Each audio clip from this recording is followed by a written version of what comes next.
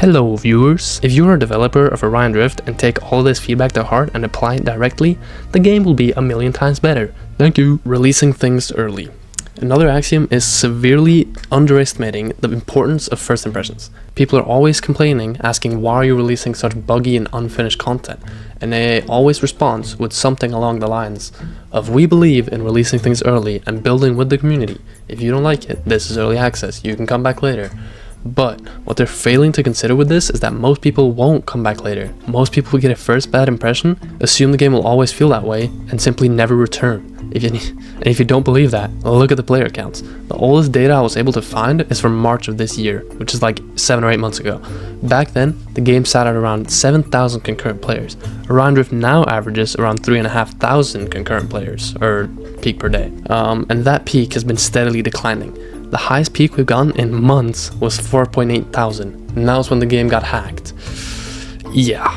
In just 7 months, the player base has basically been cut in half, and I genuinely believe this is because during the first few weeks of release, hype was massive, everyone was playing, and then as time went on, more and more players became dissatisfied with the unfinished state of everything and eventually left. So basically, what I'm trying to say is releasing things early to build with the community sounds really good on paper, but in practice, it is clearly not working. Only a very small sample size actually want to test things. Most people just want to have fun. Then this next point ties into the first one, but it is expanding rather than polishing. So it really feels like the current development strategy prioritizes adding new features, new game modes over polishing what's already in the game. It comes across as a short-sighted decision that just stacks unnecessary complexity onto an unfinished foundation. It's like when you're building a house, you put the furniture into the house before you poured the concrete, you know what I mean? Like, just doesn't make sense. Take Club District for example. It has been mostly untouched aside from some tennis courts for over a year, even though it's easily the most unfinished part of the game. It blows my mind how such a massive district can take up so much space and be left alone for so long. It is just, why? And there's other examples like Capture the Beacon, Z-Drift, Drift Blitz, and arguably 4v4, and there's so many game modes and districts that desperately need attention before new ones get piled on top. And it seems like AA is doing just that, piling more on top. I mean, just look at the history of updates. The most well-received ones have been the parkour update and the mainframe update. Now what these two have in common is they were both released as finished pieces of content. Now take Z-Drift for example, take Capture the Beacon, take Drift Blitz, there's so many updates that have been released in such early states, and they've all been received negatively. The ones that have been released as finished pieces of content have been received positively. I mean, it is just so obvious. The signs are right there. There is clearly a pattern here. If something is finished, it is way more enjoyable. You can have the greatest concept ever, but if it's not finished, people won't enjoy it. Look at Z-Drift. It is the game mode. Everyone's waiting for it. Everyone thinks it's the best game mode, but since it was released in such an unfinished state, so many people are negative towards it. So yeah, in short terms, start finishing content to a further extent before releasing it. It doesn't have to be completely finished like Driftball, just more finished than what you're currently doing. People will be fine with waiting if they know they're getting something better and more finished than what they currently are. Matchmaking. When I first started playing the game, I assumed the lack of matchmaking was just because it was still in close early access and everything was super unfinished. But over a year later, the closest we have is a transportation bot that takes you to an arena. It's like going to an arena just with extra steps. Yes, there is ranked, but it's done through Discord and it adds so much unnecessary friction to something that should be simple and intuitive. I don't know how to code the stuff behind the scenes of course, but the amount of work needed to add matchmaking has to be worth it. It would give people a way greater reason to play Driftball beyond just VRML.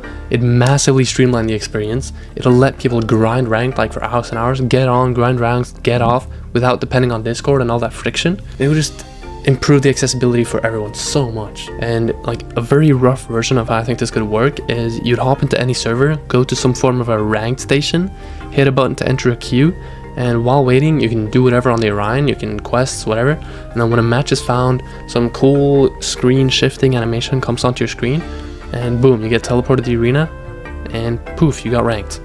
Very simple, I think it worked really well. Then my next point is the lack of a tutorial. With the game constantly expanding, new game modes like Z-Drift, features like the mainframe, and a very advanced movement system, the lack of a tutorial is like becoming genuinely harmful to new players. It is really hurting the experience. Like imagine this, right? You're downloading the game with next to no knowledge of what it is. You just saw it on the meta store or whatever. Then you have to figure out the entire movement system, the quest system, the mainframe, all the game modes, even some that are hidden underground, but just where anything even is and how it works. There's so much content to the game that it's just so confusing for new players. The tutorial is definitely more worth than the time it takes to develop, and honestly I'm shocked it hasn't been a higher priority. Then just a quick point, the server browser. Currently it just is not keeping up with demand. It used to be good, it used to work fine, sure it was bland and bare bones, but it did the job. Now that all these communities are getting fleets, the server browser is just becoming more and more cluttered, and it is basically degrading every day. And it just really needs some reorganization, and what would be a nice extra bonus is also some graphical improvements, because it's kind of ugly. Alright, then we have Z-Drift. This is going to be a long talk, but there's a lot to say. The decision to leave Z-Drift in such an early and unfinished state makes less and less sense the more you think about it. For anyone who doesn't know, Z-Drift, or Zero-G, was originally intended to be the main focus of the entire game when it first announced. A few months into development, AA pivoted to a much bigger project, which is what we now know as Orion Drift, with all the districts, all the activities, but Zero Gravity wasn't going to go anywhere. In fact, it was still one of the biggest sources of hype for the game. People expected it to release with the game or shortly after, and if it took longer, surely it was just because another axiom was putting more time into making it great, right? No, absolutely not. After a year of waiting, what we got was basically mode with 2 days of development time behind it, and it was brutal. Another axiom said this was because they wanted to get lots of feedback while the game mode was still in such an early stage so they could make drastic changes. There's a lot of flaws in that logic, especially with the way they released it, not just when. They said they would quickly update and iterate on the mode, but since its release, the only changes we've gotten are like 2 bug fixes, and it's been almost 3 weeks.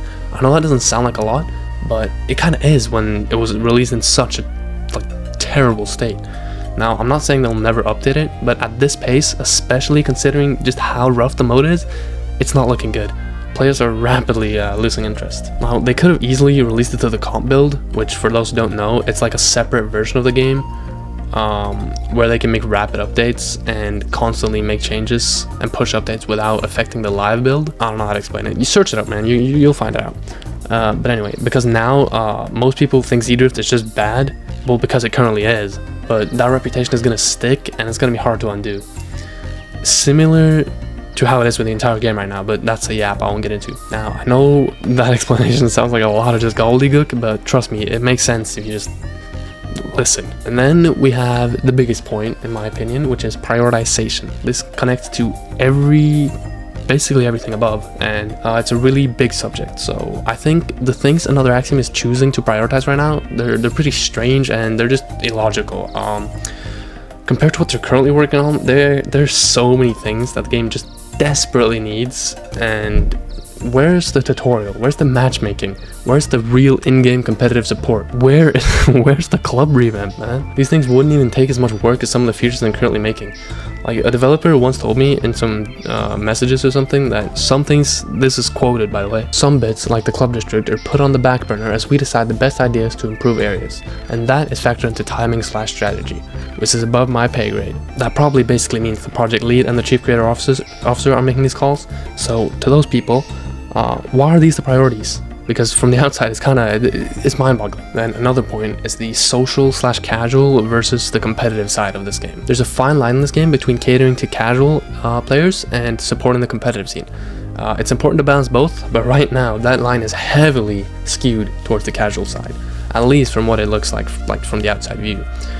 And on paper that makes sense because casual players are the majority, but the way things are now is taking a massive toll on competitive. There's so many flaws in Driftball right now, and development has basically halted for over a month. There was a dev who he made updates constantly, like many times a week, and it actually felt like we were gonna get somewhere.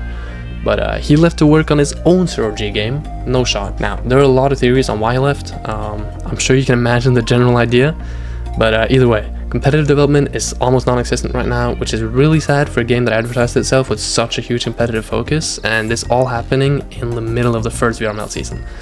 There clearly need to be some better internal management and letting the focus between casual and competitive get this unbalanced is harmful both for long term and short term. I don't know what happened, but it feels like marketing for the game has also been on a downward slope. You remember those first few trailers we got for the game? Like those ones with immersive, cinematic, like the ones that really felt like they were made in the universe of Orion Drift? Well, as you've probably seen, those have been completely shoved out for more generic trailers with what's honestly, to me, less of a unique personality. And this has, from the looks of things, not been working, and it's pretty clear the community wants them back. I understand it's unreasonable to have every trailer be the same quality as the first few, but for bigger releases like the eventual club revamp and honestly just bigger releases overall, it would be very fitting. Like, I want the trailers to feel like something I could see on a screen walking by a random hallway in Orion Drift. Beyond just the trailers though, the official account also has been pushing out an interesting change in content. It stopped pushing the community highlight. Okay, as I was editing this, I actually saw that the official account just started bringing back the community highlights, so never mind. Maybe that part is on the comeback after all. So yeah, that's basically everything. These are the issues that in my opinion are holding Orion Drift back from being the incredible game it was once seen to be and could be. And I'm saying this because I genuinely want the game to thrive, not because I'm trying to hate on it. There's so much potential here, but potential doesn't really matter if it's not being handled right. So let me know what you think, if you agree, disagree, or think I'm completely off the rails. Thanks for watching, and I'll see you in the next one.